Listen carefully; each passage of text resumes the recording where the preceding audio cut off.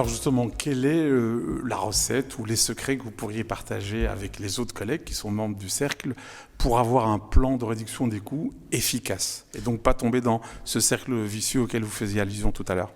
Alors, moi j'ai l'habitude de poser 3 questions à l'entreprise. C'est de dire, premièrement, quel est votre objectif?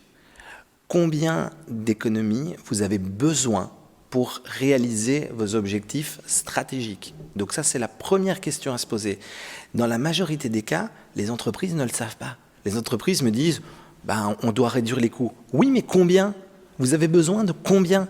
Ça, les entreprises n'ont souvent pas de chiffres en tête. Mais pourtant, c'est important. Si aujourd'hui, vous avez un objectif, que vous voulez devenir numéro 1 de votre secteur, que vous voulez construire un nouvel entrepôt pour être plus efficace au niveau de votre logistique, vous devez pouvoir mesurer et pouvoir savoir, OK, ces économies vont servir à financer ma croissance. Mais du coup, combien vous avez besoin d'économies? Donc, la première question à se poser, c'est quel est l'objectif?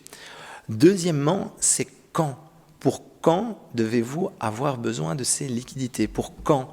Et donc ça, c'est la deuxième chose, c'est de pouvoir estimer, très bien, je vais phaser et j'ai besoin de ce niveau d'économie à tel moment, de ce niveau d'économie. Donc il faut vraiment aussi se mettre à un timing concret.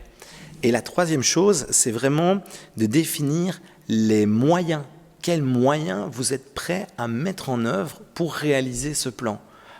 C'est vraiment important parce qu'aujourd'hui, il faut se rendre compte que les achats, quand les achats peuvent représenter jusqu'à 80% des coûts d'une entreprise, donc c'est vraiment devenu stratégique. Quels moyens vous allez investir pour réaliser votre objectif d'économie dans les temps que vous vous êtes fixés?